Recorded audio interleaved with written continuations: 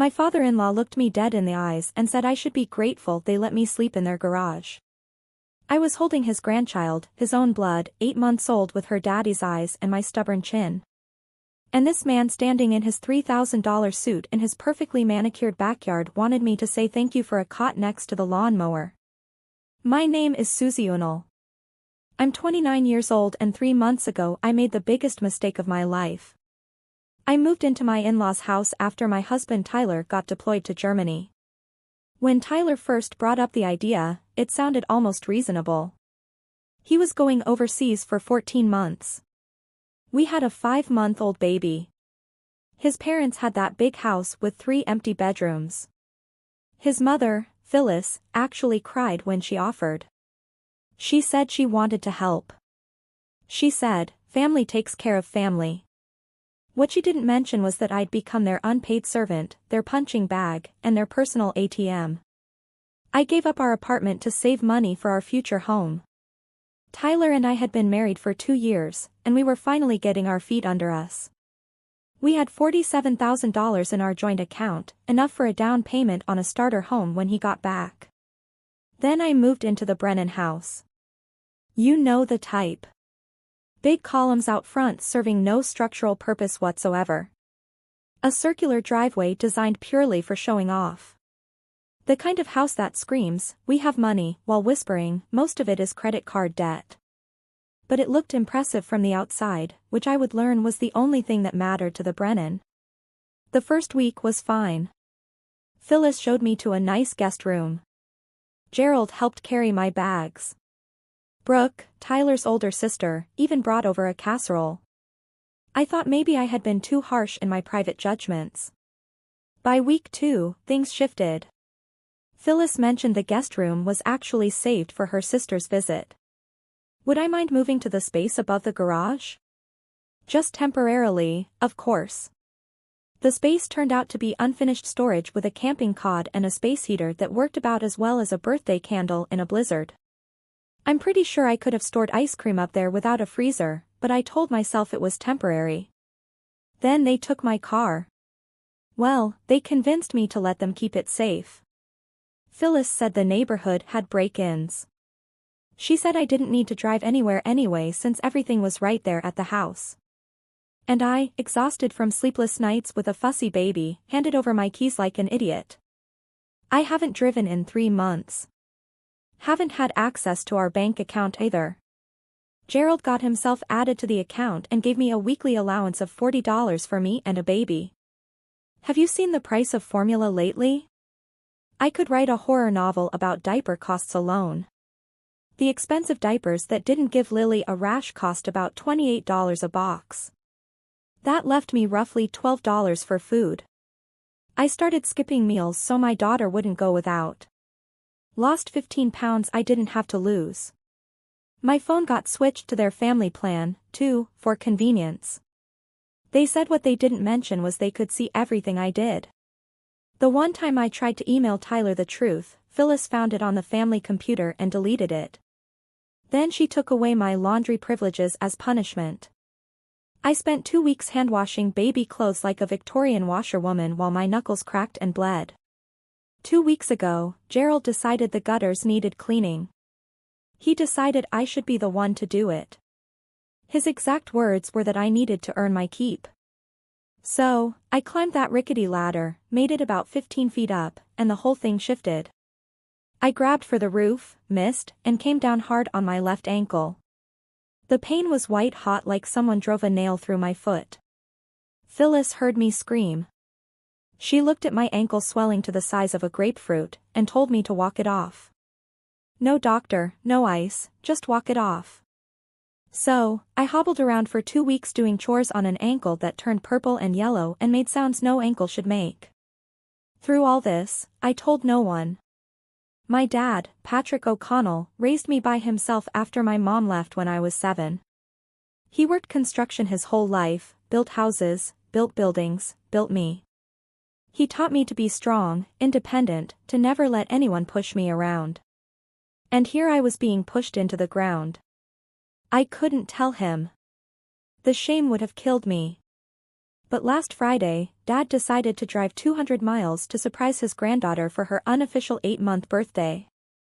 He pulled up just as I was limping across the lawn. Lily on my hip, groceries in my other hand. I had walked 2 miles to the store and back because I had no car. My ankle was screaming and my father saw everything.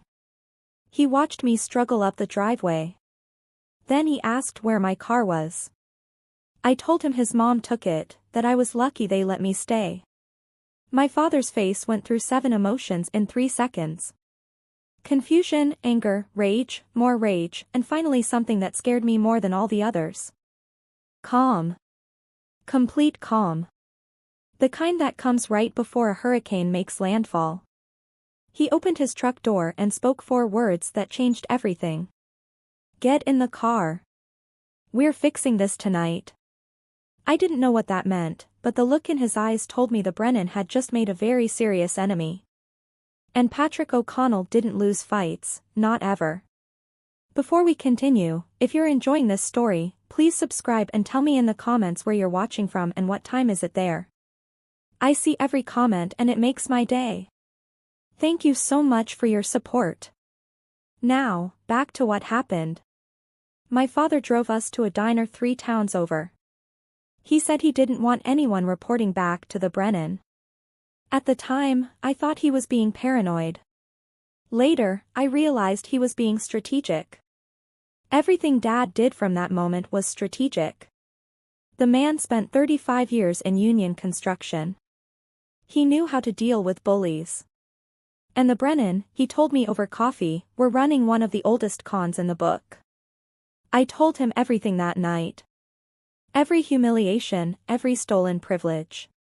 The words poured out like water from a broken pipe. 3 months of silence, finally breaking free. I told him about Brooke, Tyler's older sister, who visited almost daily. Not to help, never to help.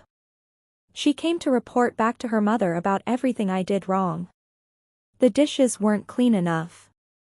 The baby cried too much, I wasn't grateful enough for everything her generous family was doing for poor little me. Brooke never liked me. I came from a working-class family. My father worked with his hands. In Brooke's world, that made me less than. Dad listened without interrupting. When I told him about Phyllis monitoring my emails, his knuckles went white. When I mentioned the latter, I thought he might flip the table, but he just nodded and asked one question. What else haven't you told Tyler? That's when I broke because I hadn't told Tyler anything. Every video call his parents were in the room listening, monitoring. If I tried to text something real, they checked my phone. I was completely cut off from my own husband. But it was worse than that. Phyllis called Tyler regularly on her own phone, gushing about how wonderful everything was, how happy Susie seemed, how grateful I was. She made it sound like I was thriving. And Tyler, stuck on a base 6,000 m away with limited internet and no reason to doubt his own parents, believed every word.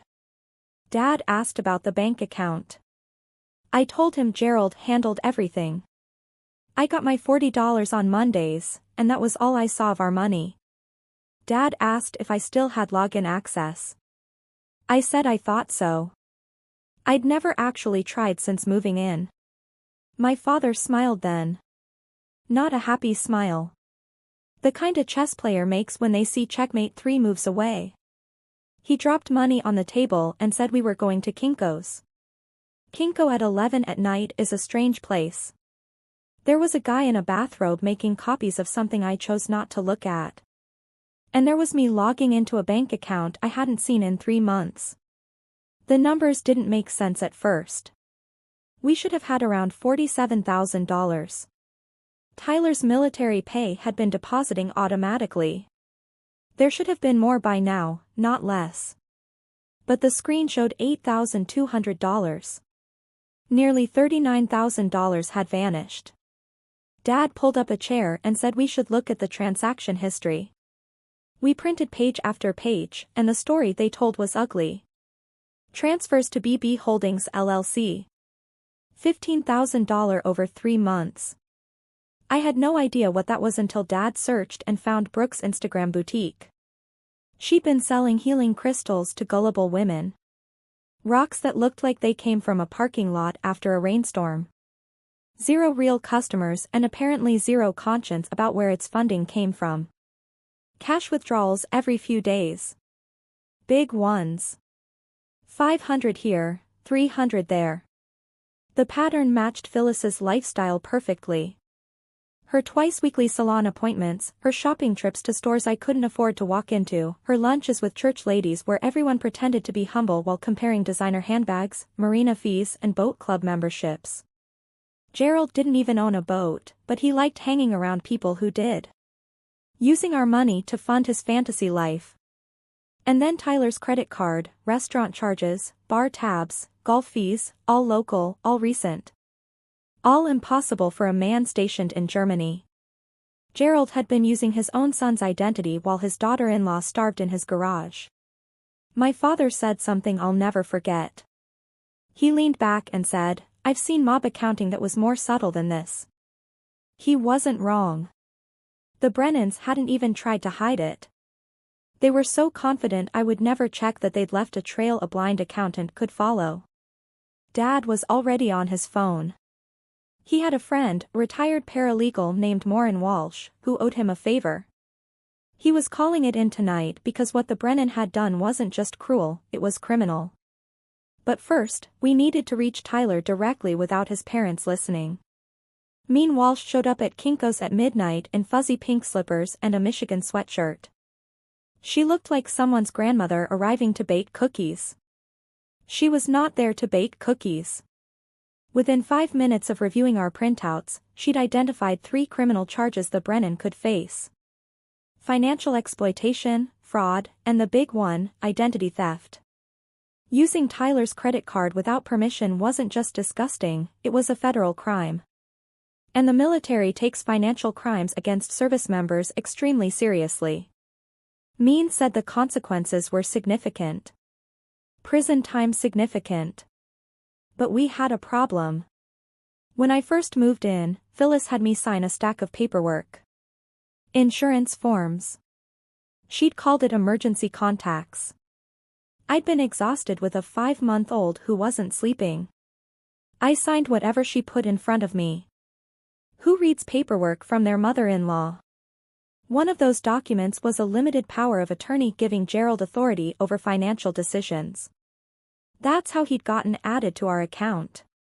He had my signature on paper. Never mind. I had no idea what I was signing. Maureen asked if I'd signed willingly with full understanding. Had anyone explained what it was? Had I been given time to read it?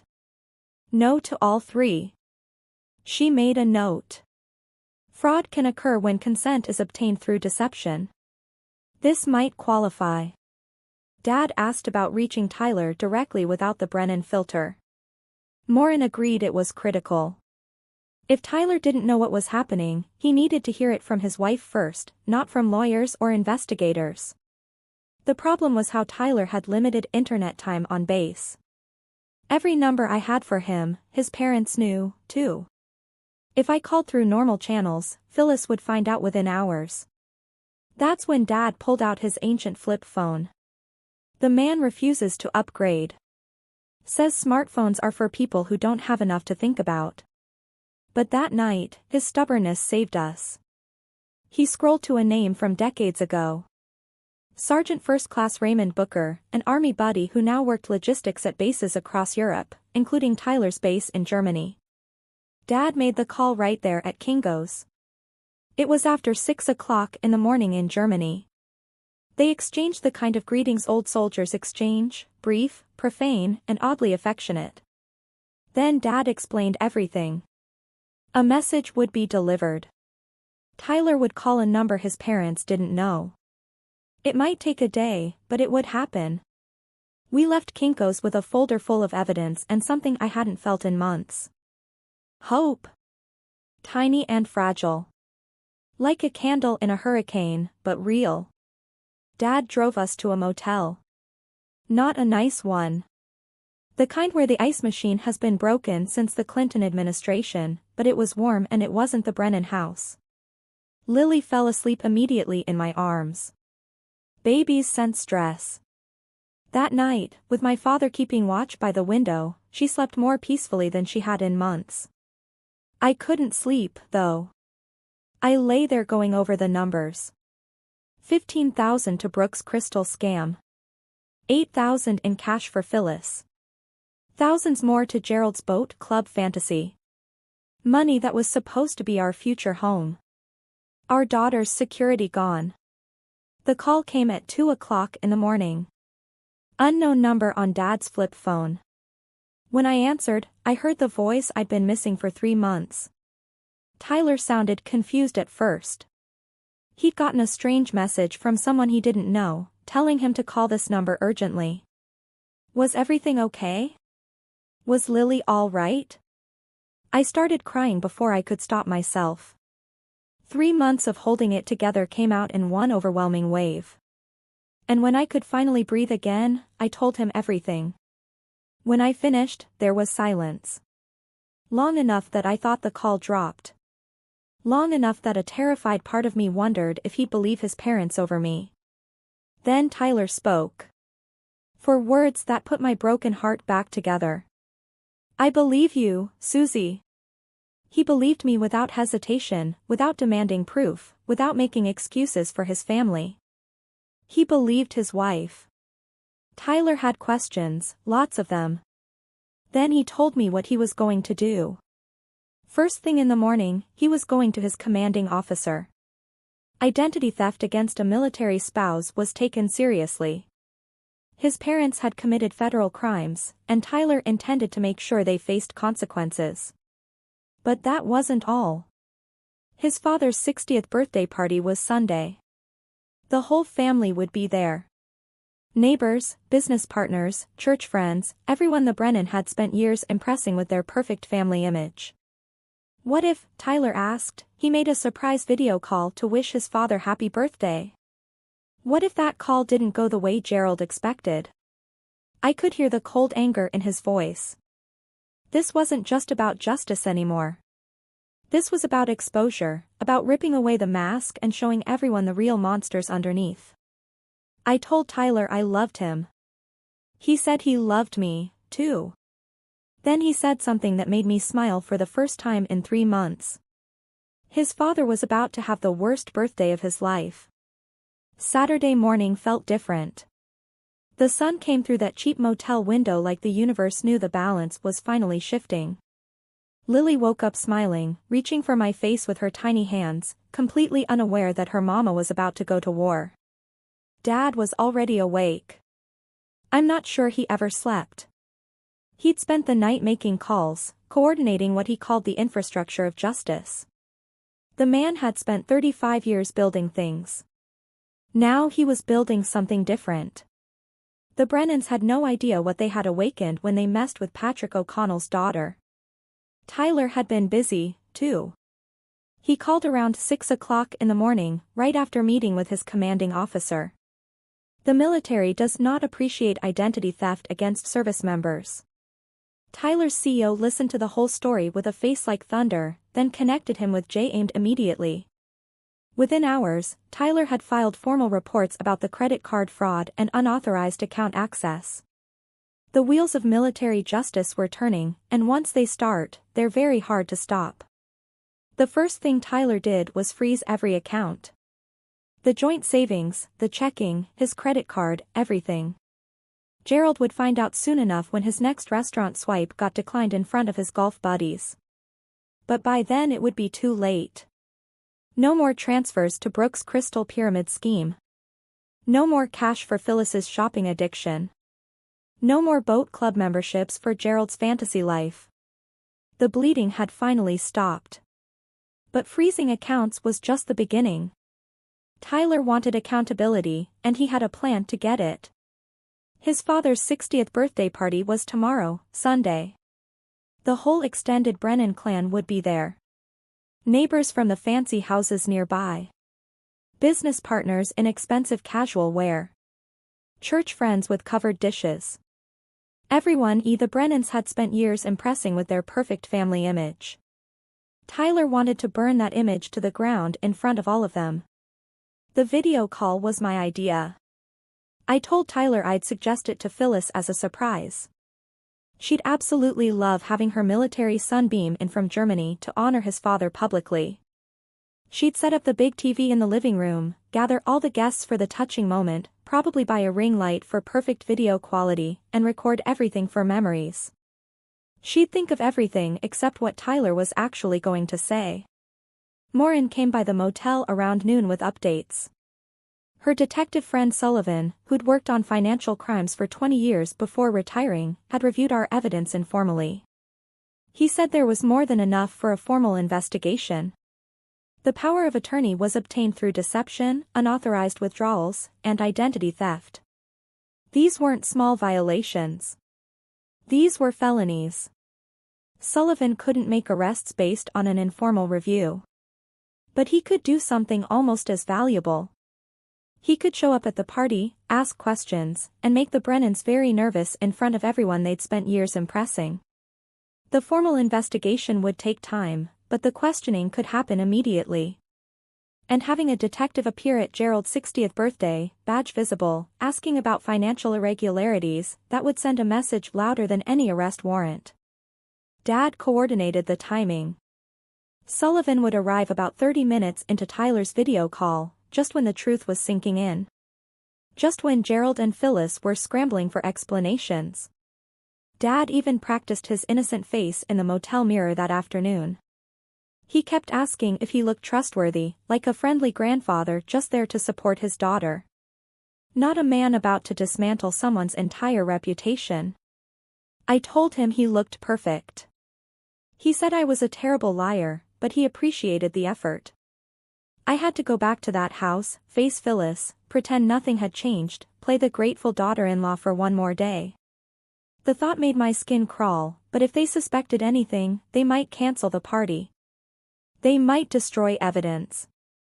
I needed them to be comfortable, confident, and completely unprepared. Dad drove me back around 4 o'clock. Before I got out, I texted him exactly where I'd hidden my packed bag in the garage behind the old paint cans on the metal shelf near the lawn equipment. He'd grab it tomorrow while everyone was distracted by the party. Walking back into that house was one of the hardest things I've ever done. Phyllis met me at the door with her usual tight smile, the one that never quite reached her eyes. She asked where I'd been. I told her my father wanted some grandfather-granddaughter bonding time. She seemed annoyed I'd left without asking permission, but had too much party preparation on her mind to push it. I waited until she was arranging centerpieces before making my move. I mentioned that Tyler had called my dad's phone since mine was acting up. He wanted to surprise his father with a video call during the party. Wish Gerald a happy 60th in front of all the guests. You should have seen Phyllis light up. For a moment, I almost felt bad for her. Almost.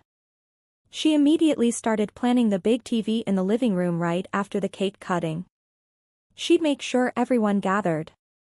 She'd even bought a ring light last month that would be perfect. It would be so special, she kept saying. I smiled and agreed. Oh yes, I said.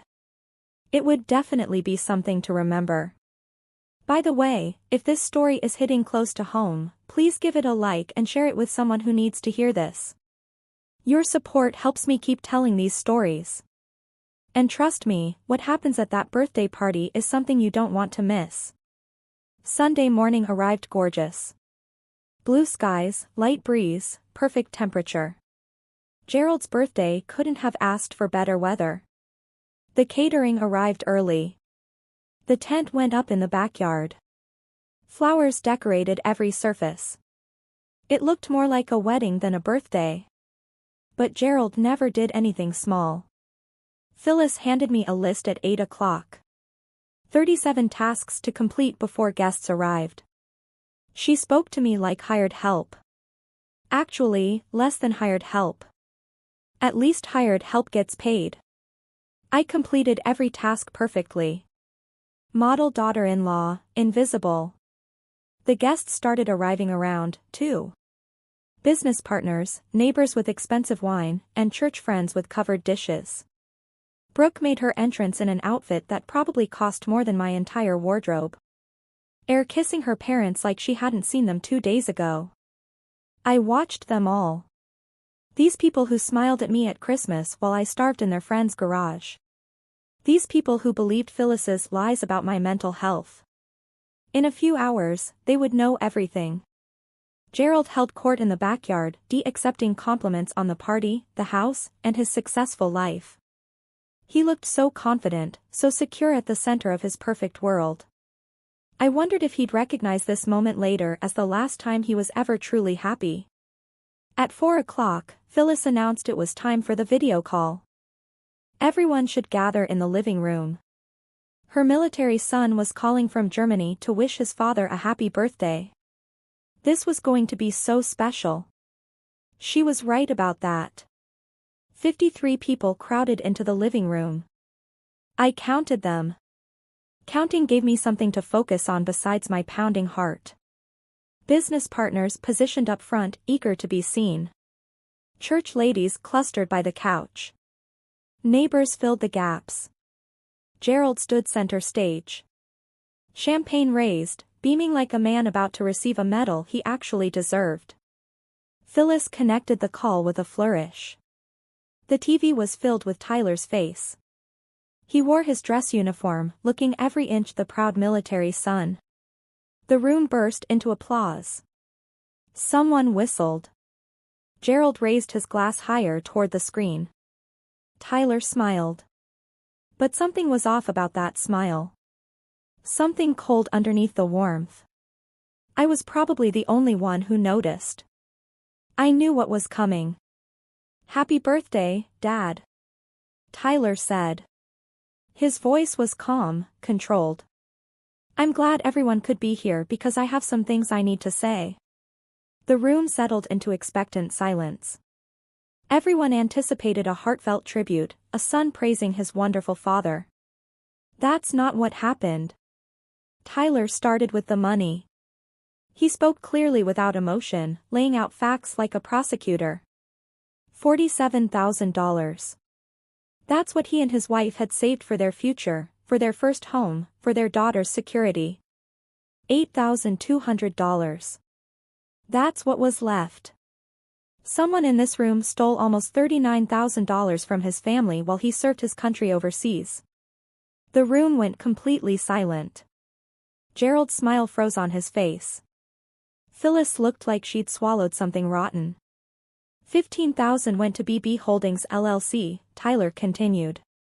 That's Brooke's company, Dad. The one selling crystals on Instagram. The one that apparently needed my money to survive. Every head in the room swiveled toward Brooke. She'd gone pale under her expensive makeup. Her mouth opened and closed as a fish yanked out of water. She looked at her parents for rescue. None came. $8,000 in cash withdrawals, Tyler said, matching Mom's spending habits perfectly, her salon appointments, her shopping trips, her lunches with all you lovely church ladies. The church ladies shifted uncomfortably. A few looked appalled. Most just looked fascinated. The way people can't look away from car accidents. Gerald's business partners were exchanging glances, doing mental math. If he'd steal from his own son, what might he do to them? But Tyler wasn't finished. There's also my credit card, the one I've never given anyone permission to use. Someone's been charging restaurant meals, golf fees, bar tabs, all local, all while I've been stationed in Germany. His eyes found Gerald through the camera. Dad, want to explain how that's possible? Gerald's face had transformed. Confident to confused to angry to something I'd never seen before. Fear. Real fear. His mouth opened, probably to spin some lie. He never got the chance. The doorbell rang. Phyllis, operating on Hostess autopilot, answered it. Detective Sullivan stood on the porch, badge visible. He apologized for interrupting the party. Said he was following up on a report of financial irregularities. He had questions for Gerald and Phyllis. It would only take a few minutes unless they'd prefer continuing this conversation at the station. The room erupted. Gerald's business partners suddenly remembered urgent appointments. Church ladies whispered frantically. Neighbors backed toward exits, not wanting their names associated with whatever was happening. But everyone froze when Tyler's voice cut through. "I'm not finished." 53 people stopped moving. The detective stood in the doorway watching. Tyler told them about me. The garage, the cot next to the lawnmower, the $40 that was supposed to feed 2 people, the car taken away, the phone monitored, the emails deleted. He told them about the ladder and my ankle, about being told to walk off an injury that might have been a fracture. And he told them about the lies, the stories Phyllis spread about my mental health, the whispers that I was unstable, couldn't be trusted with my own baby, the campaign designed to destroy my reputation, so if I ever spoke up, nobody would believe me. I watched faces change around the room. Church ladies who'd believed Phyllis, who'd probably spread those stories themselves, looked sick. Neighbors who'd seen me limping and never offered help couldn't meet my eyes. They'd all been fooled.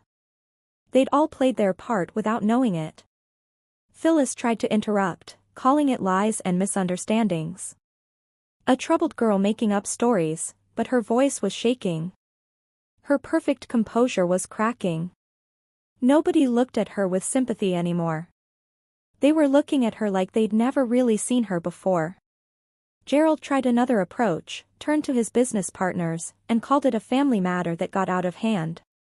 Said they could work it out privately. One partner, a silver-haired man named William, asked a simple question. "Did you use your son's credit card, Gerald?" Gerald didn't answer. His silence said everything. Detective Sullivan suggested that Gerald and Phyllis come to the station voluntarily. Answer some questions. Clear up these misunderstandings. Tyler spoke one last time. He looked at me through the camera. "Susie, take our daughter and go with your father. I'll be home as soon as I can. I love you both." Then he looked at his parents, the people who raised him, the people who'd stolen from him and abused his wife and lied to his face for 3 months. He didn't say goodbye. He didn't wish his father a happy birthday. He just ended the call. The screen went black, and Gerald's perfect world went black with it. I walked to the door where Dad was waiting. He had my bag from behind the paint cans. Lily's car seat was ready in his truck. Phyllis grabbed my arm as I passed. Her nails dug into my skin. She hissed that I'd regret this, that she had lawyers, connections, people who owed her favors. I looked at her hand on my arm, then at her face. This woman who'd made my life a nightmare for 3 months. Who'd smiled while stealing my money and starving me and freezing me and isolating me from everyone who loved me. I smiled at her, a real smile, the first genuine one I'd worn in that house. Then I said 5 words I'd dreamed about for months. "I'm not scared of you." I pulled free and walked into the sunshine. Behind me, Sullivan was beginning his questions. Gerald was stammering. Phyllis's voice was rising in panic as everything crumbled around her.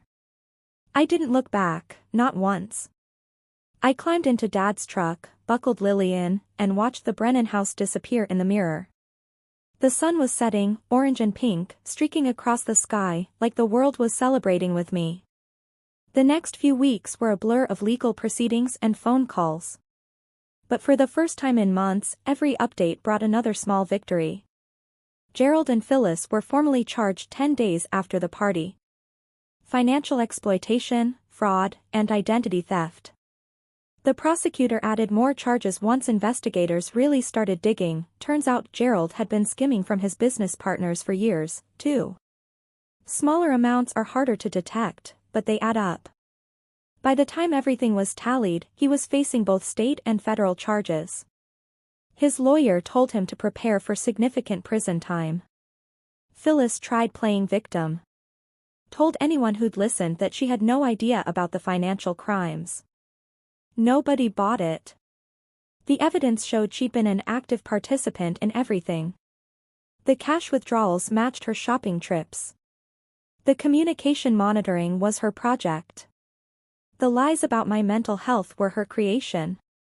She was facing her own charges now. Brooke's situation was almost funny. Her Instagram boutique had never been properly registered with the state. She'd never paid taxes on the $15,000 she took from her account. When investigators looked into her business, they found a mess of violations. Her influencer dreams died the day the state tax authority sent her a letter demanding back payments plus penalties. Last I heard, she'd moved back in with her parents. The same parents are facing criminal charges. The same house is likely to be seized. Sometimes karma has a sense of humor. Tyler got emergency leave 3 weeks after the party. When he walked through my father's door and saw Lily and me waiting, he broke down. This man, who'd held it together through combat training and overseas deployment, finally let himself cry. We stood there wrapped together, the three of us, and I knew we were going to be okay. Different than before, changed by what we'd been through, but okay. I learned something important through all this. My dad always said to keep your own emergency fund, money nobody else can touch. I wish I'd listened better. From now on, I'll always have savings in just my name. No shared accounts without clear boundaries. No signing documents without reading every word. You never know who might betray that trust. The community reaction surprised me. I expected people to take sides. Instead, I got casseroles, cards, and phone calls from church ladies apologizing for believing Phyllis's lies. One neighbor came by with a homemade pie and tears in her eyes, saying she'd seen me limping that day and almost offered help, but decided not to interfere. She'd been haunted by that decision. I told her it wasn't her fault. The Brennan fooled everyone. The house went up for sale 2 months later. Gerald needed cash for lawyers. I drove by once. The for sale sign looked wrong in front of those pretentious columns. The grass was overgrown. The gardens were choked with weeds. The house that was my prison was becoming a shell. I didn't feel satisfaction, just closure. Tyler came home permanently in early spring. He'd been transferred to a base 2 hours from Dad's place. We started looking at houses again. Smaller than we'd planned, but ours. No in-laws with keys, no shared accounts with family, no power of attorney ever again. The last time I saw Phyllis was at a court hearing. She looked smaller than I remembered. The church lady mask was gone, replaced by something raw and scared. She tried to catch my eye. I looked right through her like she wasn't there. She doesn't get my attention anymore. She doesn't get anything from me ever again. Walking out of that courthouse, I held my husband's hand on one side and my father's on the other. Lily babbled happily in her carrier, unaware of everything. She'll know this story someday. I'll tell her that her mother was brave even when she didn't feel brave. That her grandfather drove 200 because something felt wrong. That her father believed his wife when it mattered most. And I'll tell her the most important lesson. You don't need permission to stand up for yourself. You don't need approval to demand respect. Anyone who tries to take your dignity doesn't deserve a place in your life. Not even family. Especially not family who would hurt you. Some people mistake kindness for weakness. The Brennan made that mistake. They thought that because I was polite, because I didn't fight back immediately, they could do whatever they wanted. They learned the hard way. When you mess with an O'Connell, you'd better be ready for the consequences. Family protects family always. Thank you so much for watching. More of my most gripping stories are already on your screen. Click one now and don't miss the best part. You will love it.